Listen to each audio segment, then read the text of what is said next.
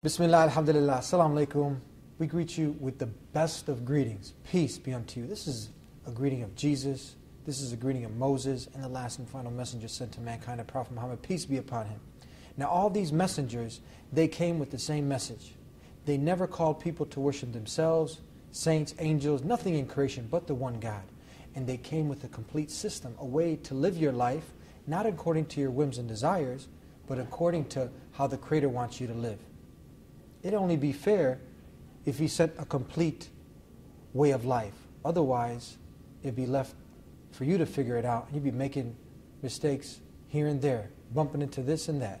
So God is the most just, and He's the guide, so He sent the guidance. On this episode of The Deen Show, we're going to talk about that complete guidance and how it was implemented. How it was implemented. We're going to go a little bit way back in history, and you're going to see when those who submitted themselves, the Muslims, when they implemented Islam and the law of God, sharia, some people get a little nervous here. So you're going to learn about what sharia means and a practical example of when it was implemented and how wonderful things were when we come back here on The Deen Show. Allah, there's only one God and Muhammad is His messenger. Allah, La ilaha illallah. Allah, there's only one God and Jesus was His messenger. Allah, La ilaha illallah. I don't know why I did that. Maybe it's just to break the ice. Assalamu alaikum, peace be unto you. Alaikum assalam, peace be unto you too. Sheikh Waleed. Yes. How are you? Alhamdulillah, how are you? Good, alhamdulillah. Do you know Sheikh Waleed Basuni? Of course, of course, of course. I love him so much. Yeah.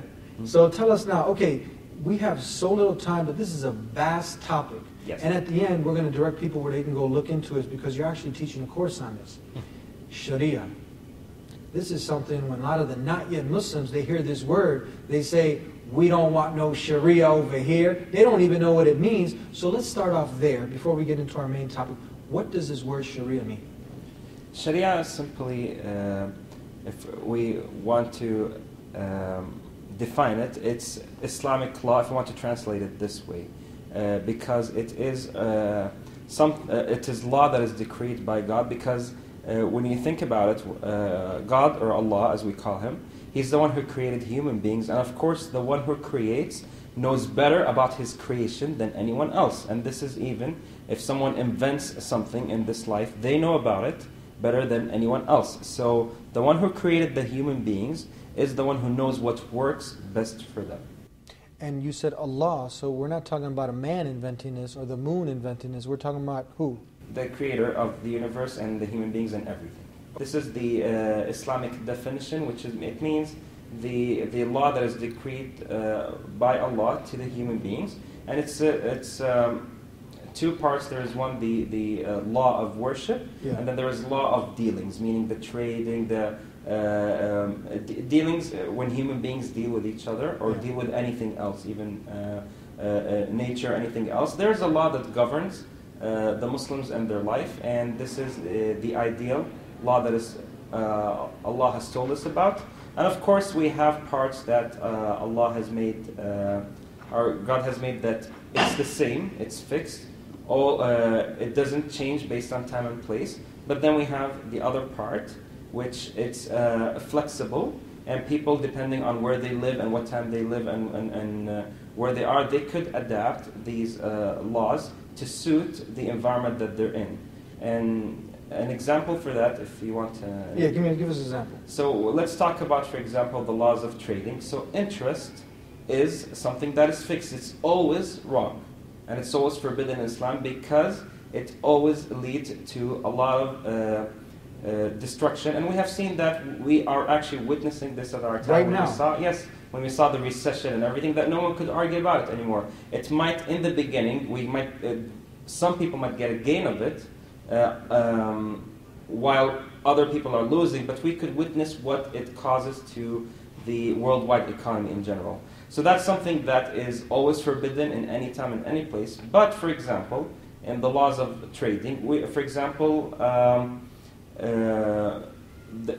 there is a flexibility for the currency. We could use gold and silver. We could trade with each other things directly. We could use paper money. We could use checks. Islam here leaves things flexible so that people could deal with whatever is comfortable to them. So we have part that doesn't change because there is always a constant harm throughout history. And then we have the parts that are flexible so that people could adapt it based on where they live and what time they live. Now, did Jesus, Moses, Abraham, did they come with the sharia also? Of course, yes. Now, all religions, or the previous religions, they are actually Islam, which means the submission to God, because we as Muslims believe in all the previous prophets that came before that were mentioned in the Quran and in Hadith. And of course, certain laws, as we see, are the same in Islam as in other previous religions. But also there is laws that have changed because human beings change. And we know this as a fact from different time periods. So based on those changes, the law has changed. But however, since Islam is the final religion, or what Prophet Muhammad came with, since we said it's all Islam, what Prophet Muhammad, peace be upon him, came with, then this was, at this time, this is the final revelation of the religion that would be followed till the end of it. So you mentioned what the Prophet Muhammad, peace be upon him, last and final message sent to mankind came with Islam, but did Jesus, Moses, they all did Islam, didn't they? Because Islam means to acquire peace by submitting, like you said, to your will, to God's will.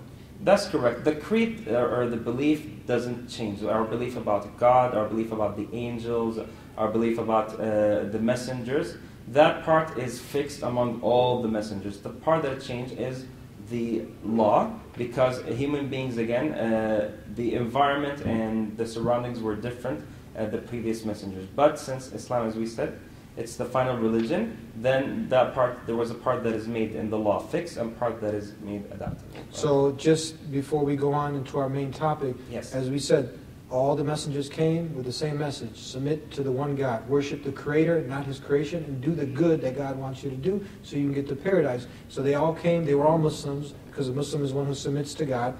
They all came with the Islam, worshiping, submitting to one God, and they all came with Sharia, God's law. Yes. So now we're going to go into a contrast. Before, and we're going to use one part in history, because people can go and look this up. Because like I said, most of the media are trying to create a fear frenzy, and they throw out these Arabic words, and they don't even know what they mean. Yes. And they create this sensationalism, and we hope that the media and all those, because we care, we're sharing with them, that they can come to the Deen Show, and they can learn about Islam, so then we can all live in peace, because then this fear will be eradicated. Because if you're creating fear, then you know what? People are obviously not going to be more in tune to collaborating, working together, and we want to work together. So we need the proper education, and that's what we're trying to do, and sitting with scholars such as yourself, so then we can all come to this proper understanding. Now, when we come back, you're going to talk to us about Spain. How's that?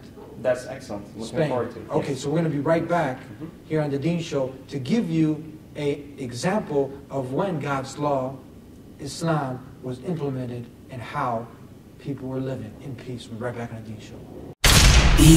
Born about 60 years ago in former Yugoslavia, today's Bosnia. After Second World War, can you imagine today you have one child, still too much. It's important that we realize that Islam is a gift. So we believe that in the teachings of Jesus, what is left there is truth in there.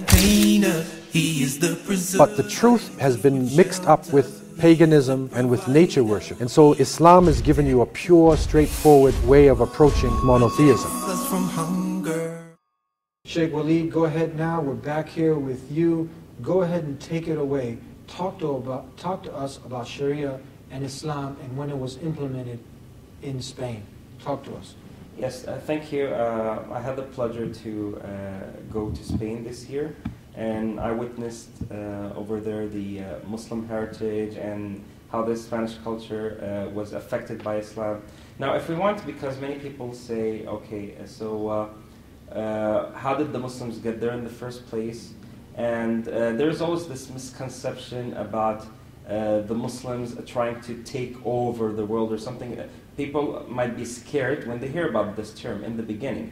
But how did it happen? And also that Islam spread by the sword and all these misconceptions. But Spain, or the history of Spain, is the perfect example of how that was not the case. And the best way to know this is to compare and contrast between Spain before Islam and Spain after Islam. So we'll start with before Islam. Yes, so we'll start before Islam. Now again, some historians, they call the Muslims that they have occupied Spain, for example. But why wouldn't they call other nations that came into Spain before them this? So Spain, there was people living there tens of thousands of years ago, and then the Romans, they took over the land of Spain, and then the Visigothic kingdom, the Germanic tribes, they came and took over from the Romans after the around the 5th century. They took over, and then after that, around the 8th century, in the year 711 specifically, that's when the Muslims came. Now, what happened and how was it before and after? So, in order to understand, before the Muslims were there in Spain, there was a king called Rodrigo, and this king, he was ruling Spain by force and by dictatorship. So people actually before Islam over there, they were paying so much taxes, more than half of what they're making. And we're not just talking about just the rich or those who have businesses. Even the poor were forced to pay that tax. So they were paying like 30, 40, 50% of their earnings? Yes, more than that, actually. And it was taken to them by force, sometimes whether they worked or not. Yet at the same time also, there was a lot of spread among, it was spread over there a lot of evil. So for example, people were afraid because there was forceful rape by the soldiers who were there. Soldiers were raping people before Islam? That's before Islam, and there was chaos. There was a lot of stealing, and there was a lot of killing, and this is documented. You could check this even in the non-Muslim history books, how Spain was before Islam. Crime was at an all-time high, rape, denigration of women, subjugation of women, everything was just upside down. That's correct. And we're going to see this actually once the Muslim came, how people who were in Spain reacted to when the Muslims came. And when the Muslims, they entered the country over there, and King Rodrigo, he was fighting in the north. He had some internal conflicts, which won't go through much. But when he heard the Muslims there, and he came with his army, and the Muslims were outnumbered by 1 to 8, yet they were able to defeat that army. It was, again, they weren't killing civilians, it was soldiers. So what you just read here, you said, okay, so there was no killing, it was a complete constitution, Islam, where there's no killing of innocent women, children, none of this was going on by the Muslims. Yes, it was soldiers against soldiers, and that's what happened. Now, after that period, even it was documented that some of these soldiers, because they were forced to fight by the King Rodrigo, and they were not getting anything out of it. And you could imagine that one evidence for this is, even though they were outnumbered by 8 to 1, they were able to defeat them.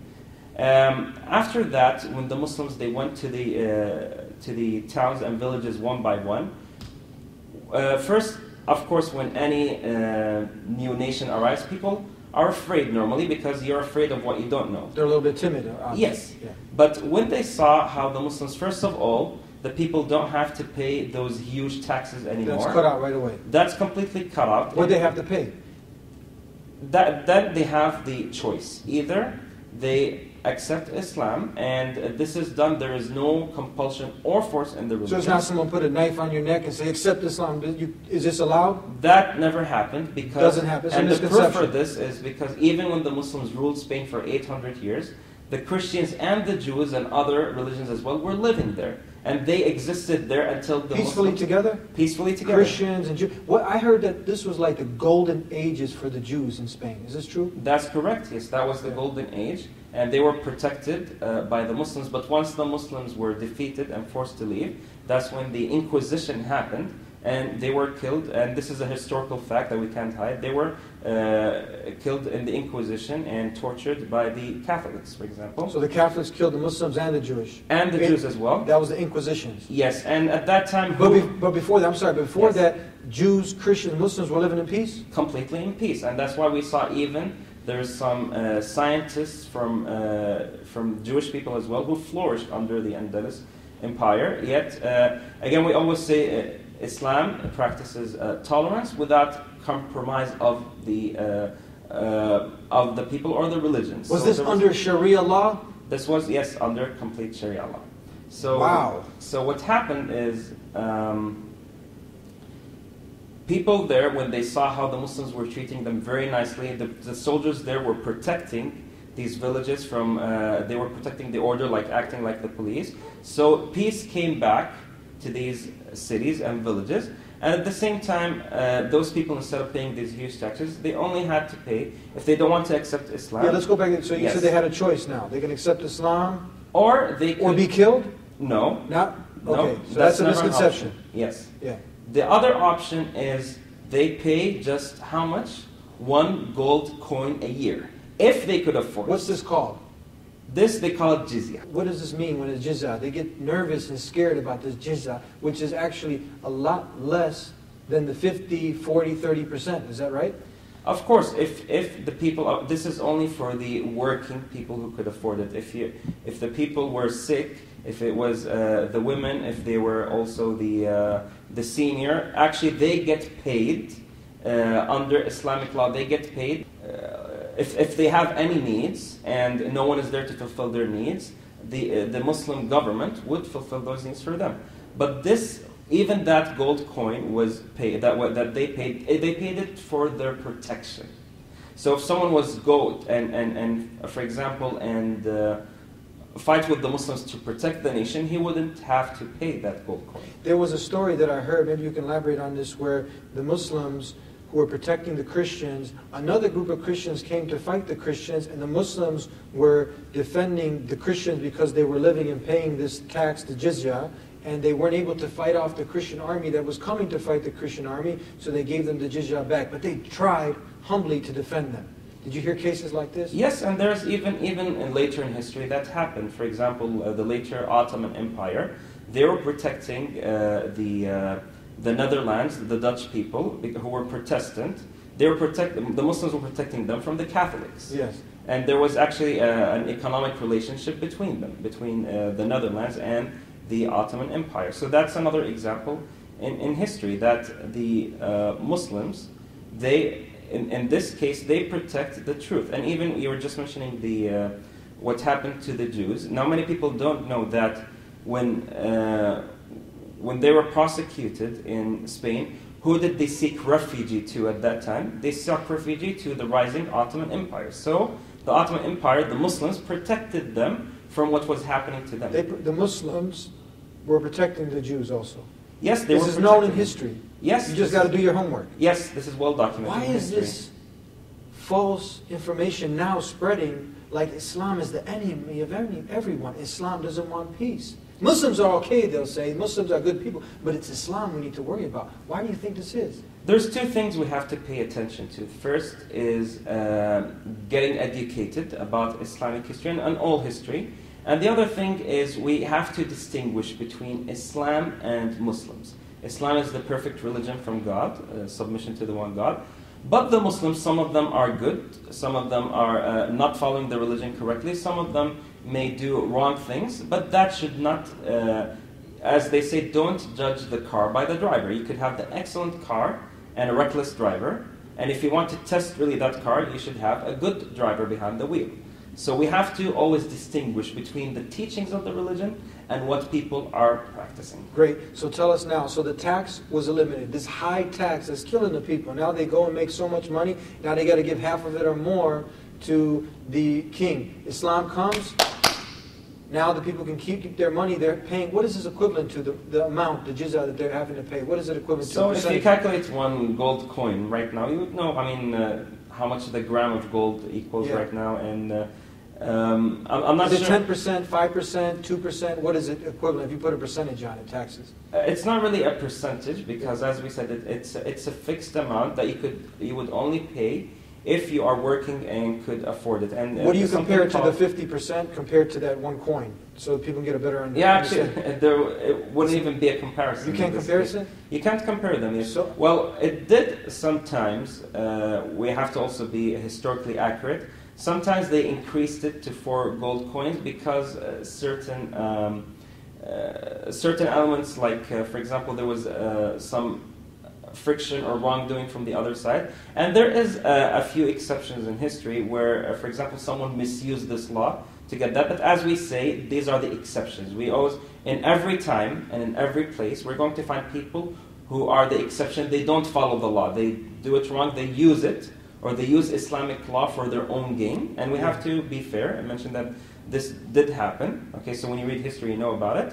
But we should not, as we say, put the microscope on them and try to make that all Muslims throughout history, every time because did this. That's the defect of the Muslim. Yes, that's what happens. Sometimes we choose certain bad parts of history, and everyone has bad parts of history. Yeah. And we try to, or the media tries to highlight those parts. Let's hold it right there. We'll be Yes. right back with more here on The Deen Show.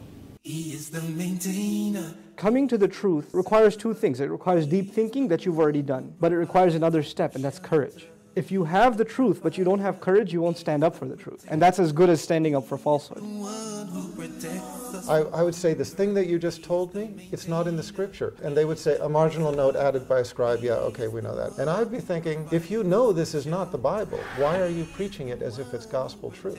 Us from hunger.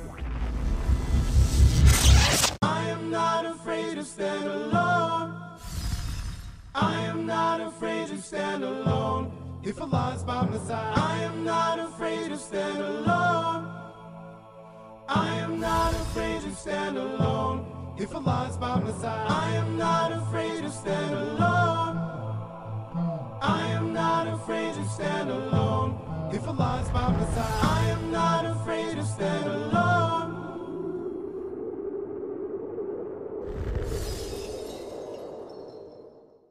Peace be unto you. Welcome back to The Deen Show. And we're talking and giving a live historical example of when God's law, sharia, the same way sharia was implemented during other prophets' times, now you have it here. Islam also, which is the call to acquire peace by submitting to the one God, submitting your will to the will of the Creator of the heavens and earth. And we're showing the justice.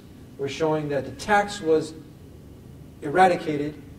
And now, we mentioned earlier the contrast between the two. You had rape of women. You had crime. People were scared because the criminals are out. What happens now when Islam takes over?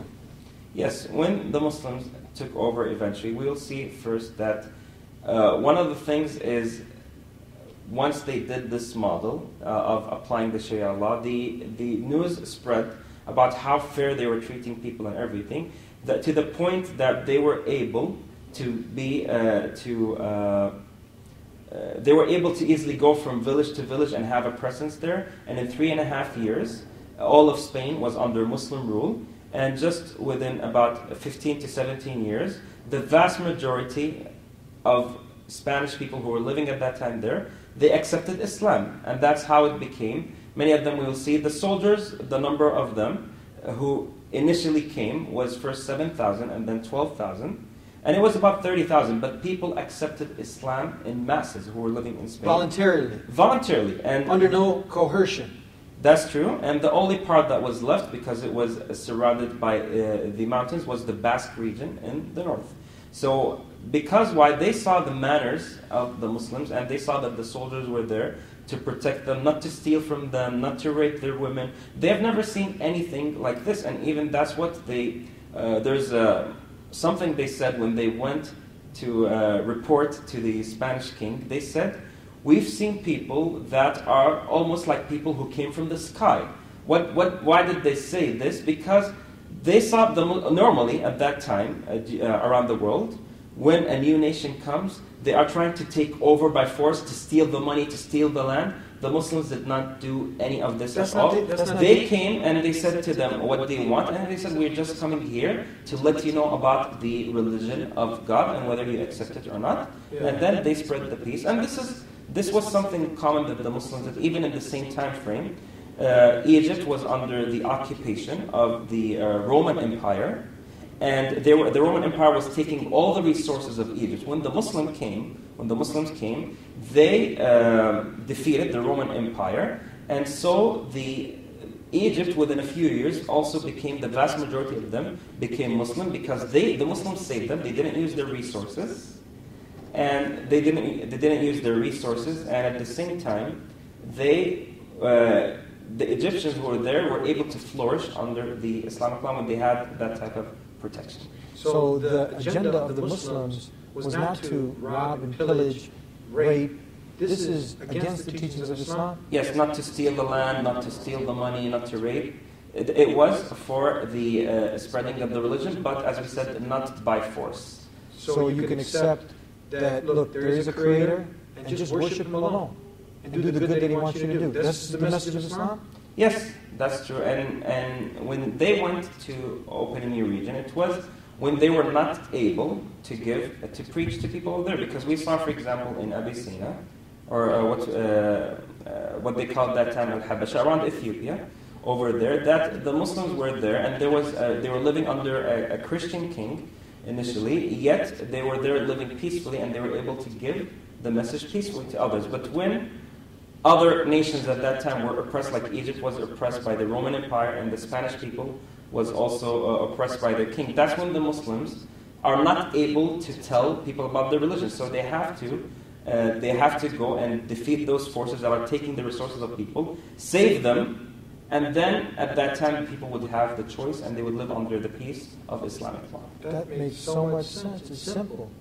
But you know what? People are getting a better understanding. We almost only have a couple more minutes. Tell us another few of the unique things when the Muslims ruled Spain. Everyone else was in darkness, wasn't it? And inventions, Muslims were at the top and pinnacle of science, inventions, and what other things?